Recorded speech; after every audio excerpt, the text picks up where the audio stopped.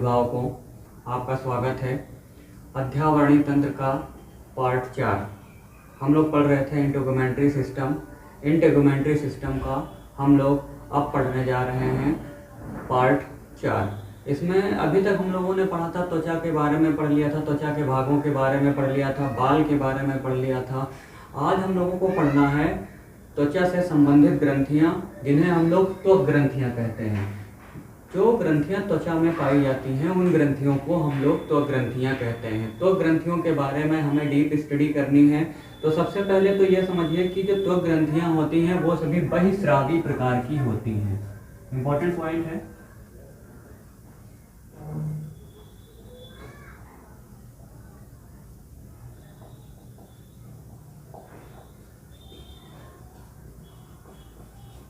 जितनी भी त्वक ग्रंथियां होती हैं वो सारी बहिस्रावी प्रकार की होती हैं।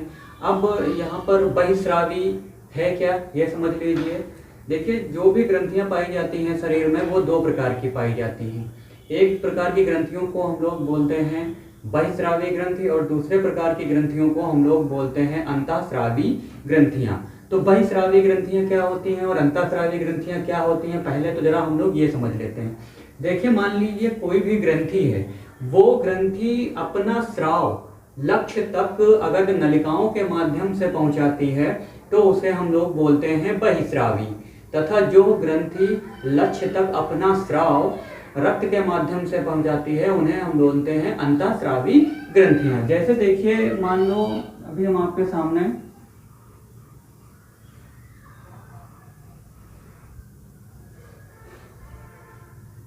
ये श्वेत ग्रंथि है।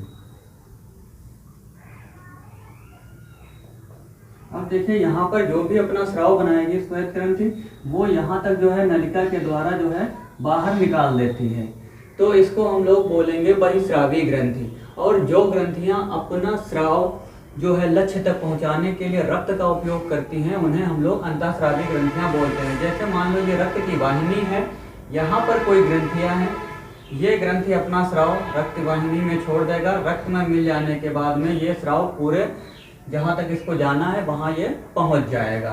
ठीक है विद्यार्थियों, आपके समझ में आ गया होगा कि जो बहिस्रावी ग्रंथियाँ होती हैं वो अपना जो स्राव है वो लक्ष्य तक भेजने के लिए नलिकाओं का उपयोग करती हैं, जबकि अंतःस्रावी ग्रंथियाँ अपने स्राव को रक्त में छोड़ती हैं। ये तो बात हो गई बहिस्रावी और अंतःस्रावी ग्रंथियों की। अब हम लोग बात करते हैं कि त्वक ग्रंथियाँ जो है वो कितनी होती हैं और उनके बारे में स्टडी करनी है पूरी। तो देखिए, यहाँ पर हमने कुछ आपको सामने पॉइंट आउट किया है। सबसे पहली जो ग्रंथि है उसको हम लोग बोलते हैं श्वेत ग्रंथि। दूसरी जो ग्रंथि है उसको हम लोग बोलते हैं तेल ग्रंथि। श्वेत ग्रंथि जो है ये आपकी पसीना ग्रंथि भी कहलाती है। उसके बाद में जो दूसरी ग्रंथि है उसको हम लोग बोलते हैं तेल ग्रंथि, या इसी को हम लोग सेबेशियस ग्रंथि भी बोलते हैं। तीसरी है आपकी दुग्ध ग्रंथि, और चौथी है आपकी सेरोमिनस ग्रंथि, पांचवी है आपकी मूलाधार ग्रंथि, छठी है मेमोबियन ग्रंथि और सातवीं है जैस ग्रंथियां। ठीक है, तो ये 7 ग्रंथियों के बारे में हमें एक एक करके अध्ययन करना है। तो सबसे पहले हम लोग जरा सा ट्रिक समझ लेते हैं कि ये ग्रंथियां जो है इनके नाम हम लोग किस प्रकार से याद रख सकते हैं। देखिए, एक ट्रिक है, स्वाद तेरी खीर में दूध से मिलने वाली मिठाई जैसा है। स्वाद तेरी खीर में दूध से मिलने वाली मिठाई जैसा है। अब देखिए, इसको हम लोग कैसे रिलेट करके याद कर सकते हैं। स्वाद से हो गई आपकी श्वेत,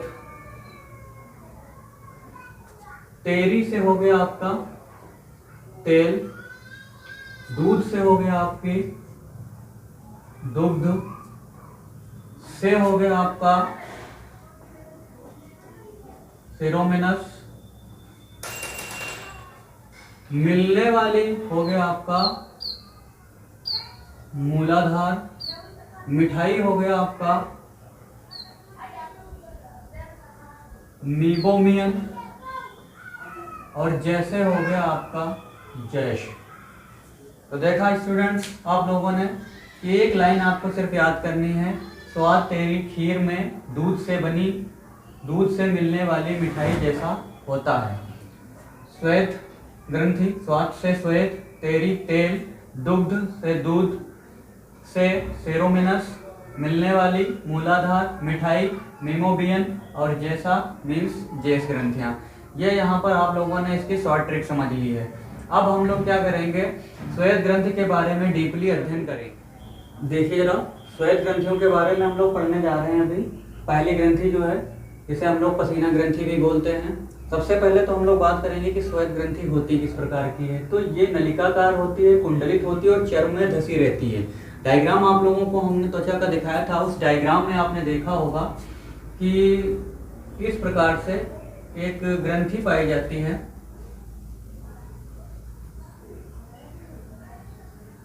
ये जो अधिचर्म के ऊपर त्वचा पर खुलती है, ये ग्रंथि जो है वो कहलाती है श्वेत ग्रंथि या पसीना ग्रंथि। अब देखिए, श्वेत ग्रंथि या पसीना ग्रंथि में मेन चीज आपको ध्यान देनी है ये कि ये नलिकाकार है। ये नलिकाकार है, देखिए। दूसरा है कुंडलित है। तीसरा जो है चर्म में धसी रहती है। अगर तो ये वाला ऊपर का भाग हम मान लेते हैं अधिचर्म, तो ये भाग जो है इसका चर्म है, तो ये चर्म में धसी रहती है। दूसरी चीज है कि ये किस पदार्थ का स्राव करती है, तो ये स्राव करती है पसीने का स्राव करती है। आपने देखा होगा जब हमें गर्मी ज़्यादा लगती है, हमारे शरीर का ताप बढ़ जाता है, तो हमारे शरीर से पसीना निकलने लगता है। पसीने में होता क्या क्या है, जो पसीना होता है उसमें जल होता है, लवण होता है, यूरिया होती है और कार्बन डाइऑक्साइड होती है।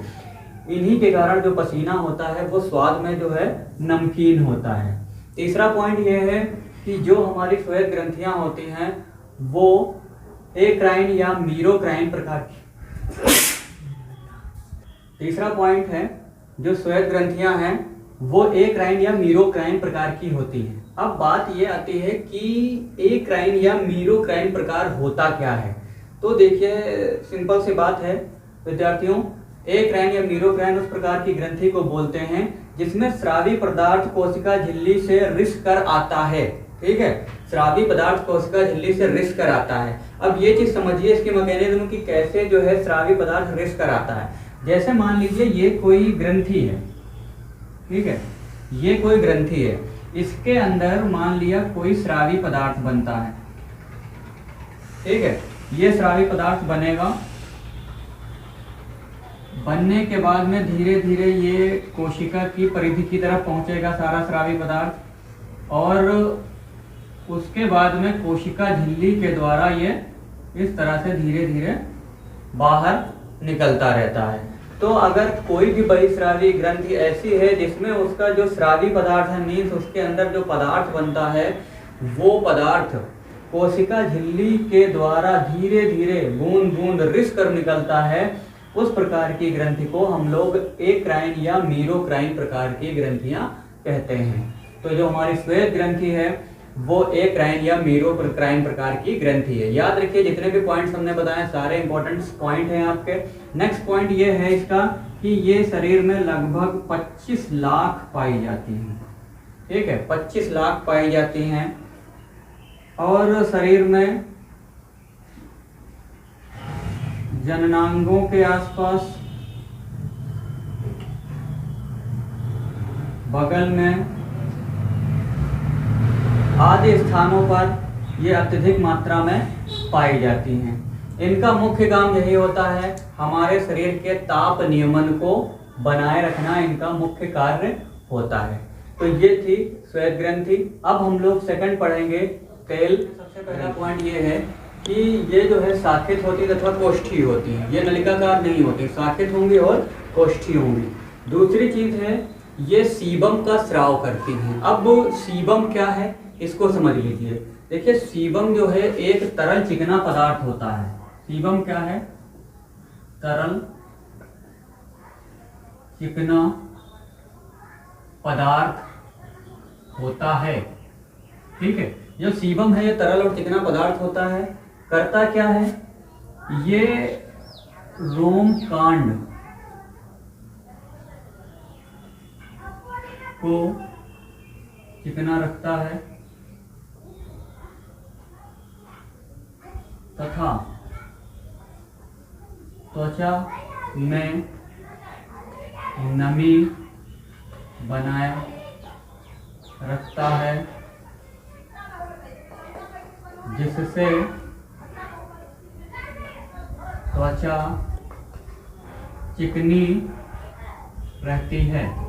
ठीक है, तो तेल ग्रंथियों से एक तरल पदार्थ निकलता है जिसे सीबम कहते हैं। सीबम होता क्या है? तरल चिकना पदार्थ होता है। ये रोम कांड को चिकना रखता है तथा त्वचा को नम बनाए रखता है, जिससे त्वचा जो है चिकनी रहती है। ये ग्रंथियां जो है स्थित कहाँ पर होती है? देखिए जरा, यहाँ पर मान लीजिए ये जो है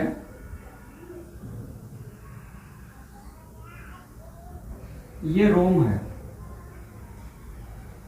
तो ये वहां पर स्थित होती हैं और ये इस तरह से जाके जहां पर रोम अधिचर्म से बाहर निकलता है वहां पर ये खुलती हैं, इसीलिए ये रोम कांड को जो है चिकना रखती हैं।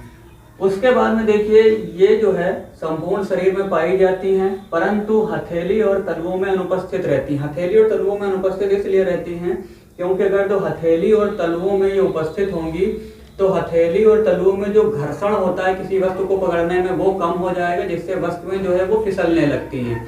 इसीलिए ये ग्रंथियां जो है हथेली और तलवों में नहीं पाई जाती हैं। उसके बाद देखिए सूर्य के प्रकाश की उपस्थिति में तेल ग्रंथियों के द्वारा विटामिन डी का भी संश्लेषण हो सकता है। उसके बाद में तेल ग्रंथियां जो होती हैं वो होलोक्राइन प्रकार की ग्रंथियां हैं। अब ये एक नया शब्द आ गया कि होलोक्राइन प्रकार की ग्रंथियां कैसी होती हैं, इसको समझ लीजिए। होलोक्राइन प्रकार की वे ग्रंथियां होती हैं जिनमें इनका स्रावी पदार्थ भर जाने के बाद ग्रंथियों का भाग टूटकर स्रावी पदार्थ के साथ में बाहर आ जाता है। ठीक है स्टूडेंट्स, देखिए इनके मैकेनिज्म समझिए क्या है। जैसे मान लो ये कोई ग्रंथि है, इस ग्रंथि में स्रावी पदार्थ जो है यहाँ पर बनके इकट्ठा हो रहा है। जब यहाँ पूरी तरह से स्रावी पदार्थ बनकर इकट्ठा हो जाता है तो ये जो ग्रंथि है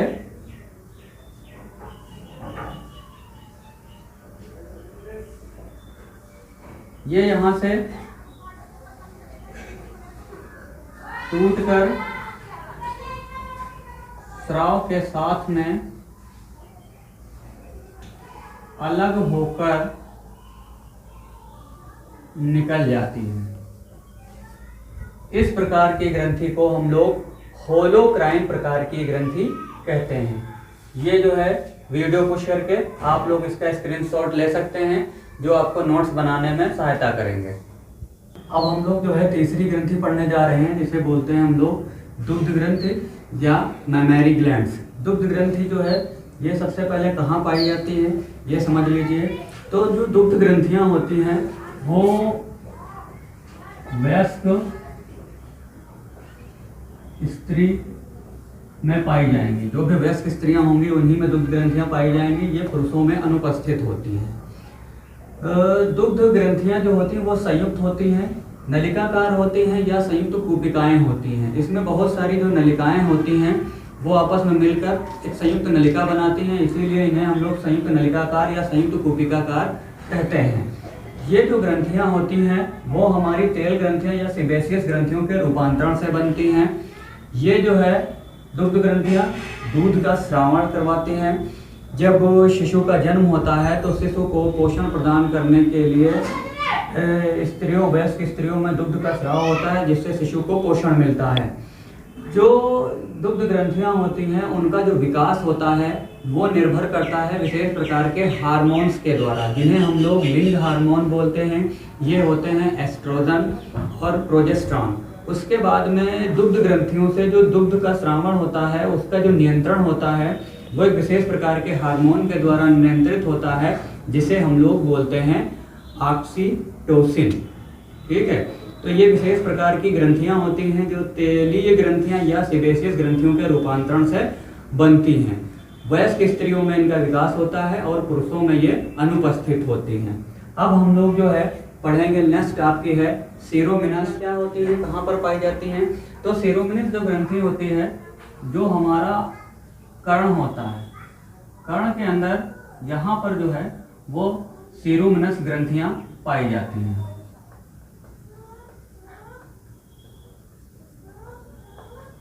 सीरोमिनस ग्रंथियां पाई जाती हैं। ये जो ग्रंथियां होती हैं वो कुंडलित होती हैं और नलिकाकार होती हैं। जैसे हमारी पसीना ग्रंथियां थी सेम उसी तरह से कुंडलित होती हैं और नलिकाकार होती हैं।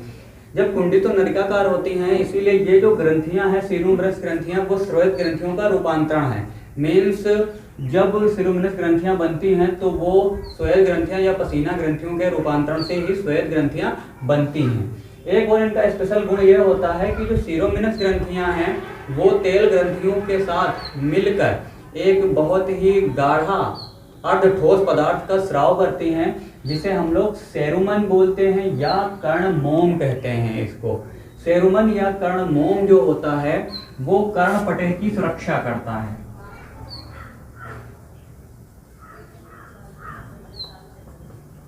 बहुत इंपॉर्टेंट है कि कर्णपटह जो होता है उसकी जो सुरक्षा होती है, वो सुरक्षा जो है एक विशेष प्रकार का पदार्थ जो सीरोमिनस ग्रंथियों के द्वारा स्रावित किया जाता है। और सीरोमिनस ग्रंथियां ये पदार्थ अकेले नहीं स्रावित करती हैं, सीरोमिनस ग्रंथियां प्लस जो आपकी तेल ग्रंथियां थी, तो सीरोमिनस ग्रंथियां प्लस तेल ग्रंथियां मिलकर एक तरल पदार्थ का स्राव करती हैं, जिसे हम लोग बोलते हैं सेरुमन, और इसी को हम लोग कर्णमोम भी कहते हैं। और कर्णमोम सबसे इंपॉर्टेंट रोल प्ले करता है। जो हमारा कर्णपटह होता है, अंदर जो कान का पर्दा बोला जाता है या इसका आंतरिक भाग जो होता है, उसकी सुरक्षा करता है। इसके बाद में हम लोग पढ़ेंगे नंबर 5 मूलाधार ग्रंथियां हैं, वो गंध ग्रंथियां भी कहलाती हैं। मूलाधार ग्रंथियां जो हैं वो स्पेशली हम लोग बोल सकते हैं कि तेल ग्रंथियों का ही रूपांतरण है, यानी कि मूलाधार ग्रंथियां जो है वो तेल ग्रंथियों से ही रूपांतरित होकर बनती हैं। पाई कहाँ पर जाती है? ये जो है गुदा तथा मूत्र जनन छिद्र के बीच के क्षेत्र में पाई जाती हैं। क्या करती हैं, इनके काम क्या होते हैं? तो जो मूलाधार ग्रंथियां होती हैं वो एक गंध युक्त पदार्थ का स्राव करती हैं। माना यह जाता है कि मूलाधार ग्रंथियों के द्वारा जो गंध युक्त पदार्थ का स्राव बनता है या जो भी पदार्थ निकाला जाता है, वो पदार्थ नर और मादा को एक दूसरे में आकर्षित करने में सहायक होता है। इसीलिए ये जो है लैंगिक आकर्षण का काम करती हैं।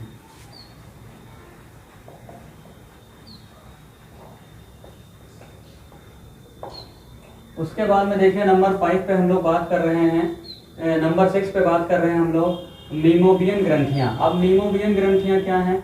देखिए मीमोबियन ग्रंथियां ये जो हैं ये भी तेल ग्रंथियों का ही रूपांतरण है। कहाँ पर पाई जाती है? ये जो पलकें होती हैं आईलेट्स, हमारी ये जो पलकें होती हैं इस तरह से, इनकी पलकों की बरौनियों के जो नीचे यहाँ पर ये पाई जाती हैं, बरौनियों के नीचे के साइड में पाई जाती हैं और एक तेलीय पदार्थ का स्राव करते हैं। अब ये पदार्थ करता क्या? ये पदार्थ ये करता है कि हमारे नेत्र में जो कॉर्निया पाया जाता है, उस कॉर्निया के ऊपर एक सुरक्षा परत का निर्माण कर देते हैं, जिससे हमारी कॉर्निया जो है वो सुरक्षित रहती है। तो आपकी 5 ग्रंथियां हो गई, 6 ग्रंथियां हो गई सारी। अब हम लोग पढ़ने जा रहे हैं ये क्या है। देखिए जो जेष ग्रंथियां होती हैं वो भी तेल ग्रंथियों के रूपांतरण से ही बनती हैं। जो जेष ग्रंथियां हैं वो भी तेल ग्रंथियों के रूपांतरण से ही बनती हैं। यहाँ पर देखिए आपने अभी तक हम लोगों ने जितनी भी ग्रंथियां पढ़ी उनमें से ऑलमोस्ट ज़्यादातर ग्रंथियां जो हैं वो तेल ग्रंथियों के रूपांतरण से बनती हैं। यहाँ पर देख लीजिए एक जो आपकी दुग्ध ग्रंथि है, मूलाधार ग्रंथि है, मीमोबियन ग्रंथि है और जेष ग्रंथि है। ये सारी जो भी ग्रंथियां हैं वो तेल ग्रंथियों के रूपांतरण से ही बनती हैं, याद रखिएगा, इंपॉर्टेंट चीज है। कौन कौन सी ग्रंथियां हो गई? एक तो आपकी दुग्ध ग्रंथि, दूसरी हो गई आपकी मूलाधार, तीसरी हो गई आपकी मीमोबियन और चौथी हो गई आपकी जेष ग्रंथि। ये 4 ग्रंथियां जो हैं वो तेल ग्रंथियों के रूपांतरण से ही बनी होती हैं। दूसरी चीज याद रखिए कि जो जेष ग्रंथियां हैं वो पलकों की बरौनियों की पुटिकाओं में पाई जाती हैं। ये पलकों की बरौनियों की पुटिकाओं में पाई जाती हैं और एक तेलीय पदार्थ का स्राव करती हैं। ये भी एक तेलीय पदार्थ का स्राव करती हैं। वो पदार्थ जो है बरौनियों को चिकना रखने का काम करता है। तो विद्यार्थियों आप लोगों ने जो है सारी जो है ग्रंथियों के बारे में पढ़ लिया है और हमने इनकी शॉर्ट ट्रिक भी बता दी है। आपने याद भी कर लिया होगा, स्क्रीनशॉट ले लिया करिए, आप इससे अपने नोट्स तैयार करते रहिएगा। बाकी अगर तो कोई भी प्रॉब्लम्स आती है आप तुरंत कमेंट बॉक्स में जाकर कमेंट कर सकते हैं, या कोई भी आपको अदर टॉपिक का चाहिए वीडियो तो वो आप कमेंट करके हमें बता सकते हैं। एक चीज और ध्यान रखिए, इस ग्रंथियों में जो सबसे ज्यादा इंपॉर्टेंट चीज है वो एक्राइन, होलोक्राइन और एपोक्राइन। तो ये चीजें याद रखिएगा। एक चीज इसमें ये भी याद रखें कि जो दुग्ध ग्रंथि होती है वो एपोक्राइन प्रकार की होती हैं। जो दुग्ध ग्रंथि होती हैं वो एपोक्राइन प्रकार की होती हैं। ये भी इंपॉर्टेंट क्वेश्चन है कि एपोक्राइन प्रकार की ग्रंथियां किस प्रकार की ग्रंथियां होती हैं। तो देखिए, जो एपोक्राइन प्रकार की ग्रंथि होंगी उनमें क्या होता है कि जैसे मान लो ये कोई ग्रंथि है, ठीक है, यहाँ पर ये ग्रंथि है, यहाँ पर ये ग्रंथि है। अब इनमें जो है बहुत सारा स्रावी पदार्थ जमा होता है। जब स्रावी पदार्थ जमा होता है तो क्या होगा, जैसे ये ग्रंथि है तो ये ग्रंथि पूरी जो है डिस्ट्रॉय हो जाएगी, टूट जाएगी, स्राव के रूप में बाहर निकल जाएगी। इसकी जगह लेने के लिए यहाँ पर नई ग्रंथि का निर्माण, नई ग्रंथि कोशिका का निर्माण हो जाता है। तो इस प्रकार की जो ग्रंथि होती है उसको हम लोग बोलते हैं एपोक्राइन प्रकार की ग्रंथियां, जो आपकी दुग्ध ग्रंथियों में पाई जाती हैं। तो विद्यार्थियों और अभिभावकों, वीडियो देखने के लिए आपका बहुत बहुत धन्यवाद है। चैनल को सब्सक्राइब कीजिए, लाइक कीजिए और कमेंट कीजिए ताकि मुझे और प्रोत्साहन मिले इस प्रकार के वीडियो बनाने के लिए।